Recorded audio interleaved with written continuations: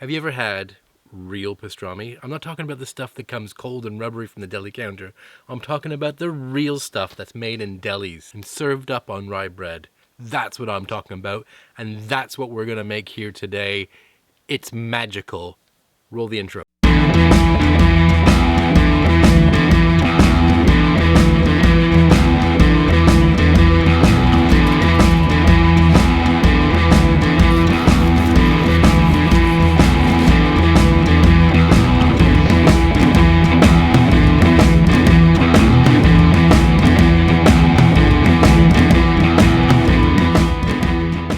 Hey everybody, and welcome back to Eat the World. I'm Chef Alex Lazik, and today, like I said, we are making Montreal Smoked Meat, or you could also call it pastrami. Now, there is subtle differences, and I've looked into it, and some of people say it comes down to the cut of the meat, it comes down to the brine, but in my mind, and I've seen a few of the different recipes, I think there's probably some smoked meat that's kind of like pastrami, and there's some pastrami that's kind of like smoked meat. You know, it's a bit of a blurred line. So we're just going to call it smoked meat or pastrami. We'll use it interchangeably.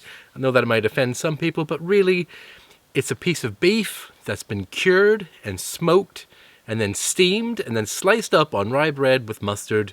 That's how it's traditionally done, and that's how it's been done for decades, literally decades, in all the delis in places like New York and Montreal. Now, back in the day, delis were all the rage. This is where movie stars and singers hung out. These were like cool places. For example, Leonard Cohen in Montreal, that was the place to be at all hours of the night. They'd go down to the delis, they'd hang out, they'd drink, they'd eat, etc., etc. Now, rumor has it, my favorite deli, Schwartz, is in Montreal on Saint Laurent Boulevard, where I kind of grew up, is owned by Celine Dion now. Look, if you haven't tried this before, you've got to try it. This is one of my favorite sandwiches. This is one of my favorite things to cook. And indeed, when Leonard Cohen played his last ever concert ever, he played in Auckland, New Zealand at the venue that I used to work at, and I brought him my own bagels and Montreal smoked meat for his dressing room. So it's kind of near and dear to my heart. And indeed, I used to own a deli that served smoked meat. So this is a bit of a specialty of mine. Bagels and smoked meat. So we're going to make our smoked meat, pastrami, with a brisket. I'm making mine with 2 big briskets, which is typical for Montreal smoked meat. I'm cooking this up for my crew in my commercial kitchen, but the principles for doing this at home is exactly the same.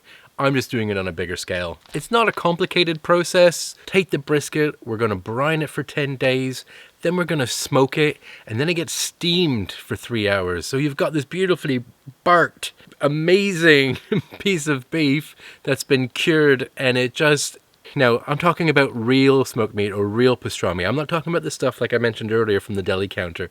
That stuff, if you've never noticed it, it's a little bit kind of rubbery and it doesn't look like this, which I'll show you. This is what you'll get like from a deli counter. Now, the difference is what they do when they're curing these kinds of pastramis or smoked meat or whatever is they put a protein in it that helps it retain its moisture, and that gives it kind of a rubbery texture. And they do this because you do lose a lot of volume and you do lose a lot of weight from making smoked meat or pastrami. So they try to get it back and maintain that profitability. But the trade-off of that is it's not real, it's kind of processed, and this is the real deal.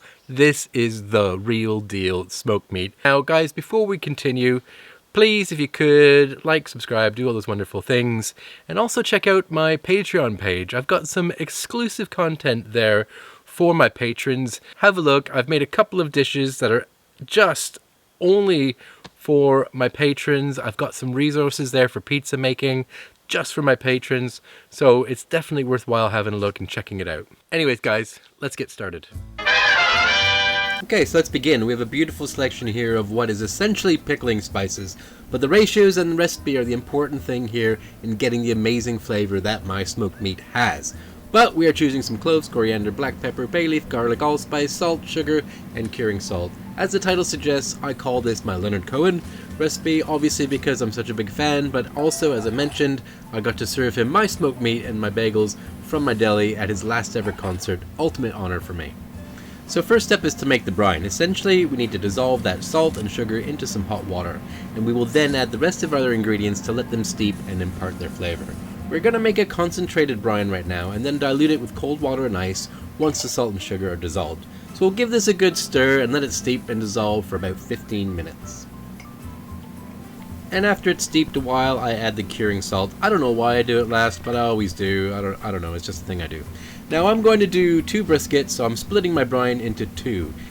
Now I've got 2 20-liter containers, so obviously half is going to go in one, the other half is going to go in the other. You, of course, with the recipe that's on my website, I'm going to provide a recipe for 1 kilogram. So you can scale this up to make it as big or small as you need to. So you can use a big container, a bucket, or even a deep pan, that's all you need. As long as the container is deep enough that it fully submerges the brisket in the brine. So now we're going to cool down the brine so we can add our meat without cooking it. So in goes some ice, again instructions will be on my website, and then some very cold water. And when we are ready, in goes the brisket. Now I haven't trimmed it at all because Montreal Smoked Meat usually has the fat cap on it to help keep it juicy. And in places like Schwartz's, you can order your sandwich lean, medium, or fatty. But you will see that I have cut my brisket into 2 to fit nicely into my containers. If you can, keep them whole, but it's not really that big a deal. And what I normally do is put a heavy plate or something on top of the brisket to make sure that it's submerged. Now, once we're done, this is going to cure for 10 days. Every day, give it a bit of a shake up of a stir, and make sure you mix it up a bit. Okay, while that is curing, we're going to make our rub blend. So once it's cured, then it's rubbed and smoked.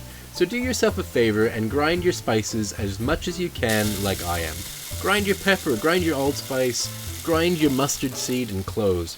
Trust me, it makes such a difference. A lot of those already ground spices don't have a lot of flavor to them. These then get blended with paprika and garlic powder and a few other things listed in my recipe. Now at the end of 10 days, pull out the brisket and give it a rinse and dry it off well. Then generously coat with the rub and get it prepared to smoke. Now I'm going to smoke this with alder and pecan. I find those both have a nice clean flavor. I used to use maple because, well, I'm Canadian and fucking maple, eh? Well, yeah, maple is great, but it has its place and this isn't its place. I find it can be a little bit obnoxious sometimes. So we're going to smoke this at about 250 degrees Fahrenheit until we have a nice bark on our brisket. It'll probably take between 4 and 6 hours. Now I'm not too concerned about how much it cooks. More what we're after is getting that smoke flavor and getting a nice dark bark imparted onto the brisket. Now as with any smoking, this will vary depending on your smoker, the size of your meat. These are my guidelines, but do what feels right for you. So in it goes, and I've changed the wood chips probably about 4 times in my session of smoking my brisket, and this was perfect and it got me a great bark.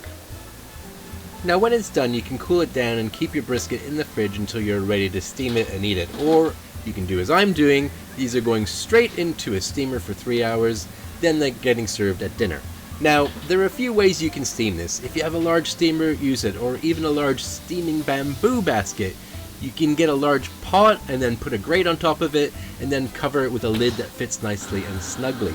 But use as legit a steamer as you can get. It will save you time. If it's not steaming properly, it can take an extra hour or more. Make sure you check the water level in your steamer as well. Now, luckily I have the super fancy oven which does all that for me. Now when it's done, you'll see that the brisket is nice and soft. If you poke it hard with your finger will almost go through it. If it's still hard and tough, it's not done. But when it is done, it looks this beautiful.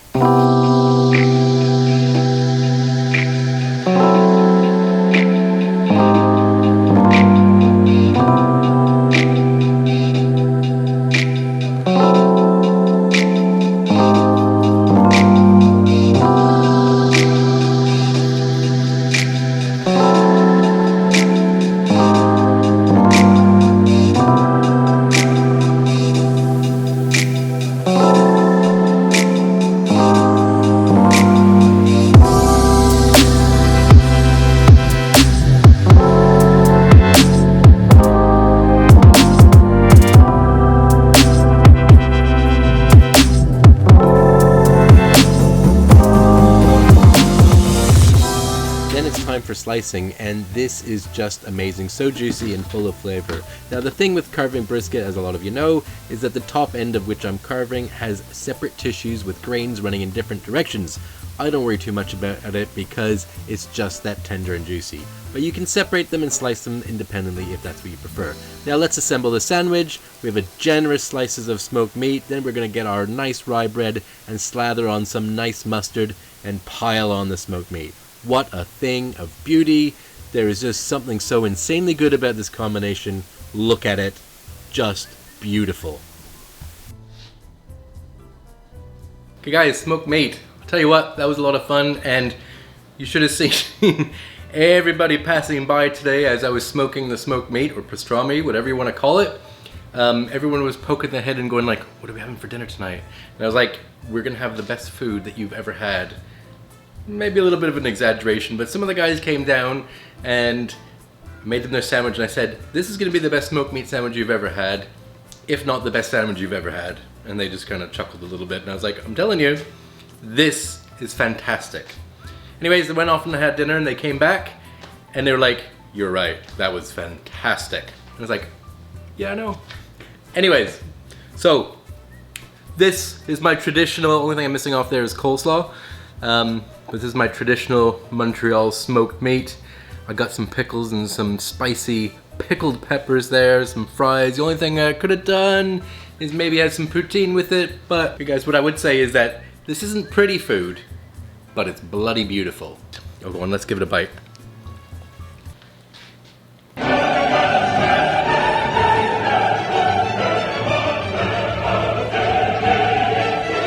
Now, before I say anything, I have to apologize. I didn't have whole pickles, I just had slices, but these are beautifully sour. Getting back to my sandwich. Holy shit. This is a beautiful sandwich. Montreal smoked meat, cured for 10 days, smoked, steamed. It's full of aromatic spices, herbs. Guys, if you're a fan of pastrami, if you're a fan of Montreal smoked meat, go out and make this recipe. This is better than anything that you'll get in any of the delis in Montreal. And I know that that is fighting words. Round one. But it's true. This is better than Schwartz's, the Maine, any of the other delis. I don't even know who's around anymore.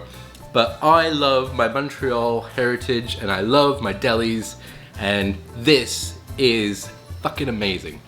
Alright guys, I'm gonna go enjoy this. Please like, subscribe, and do all those wonderful things.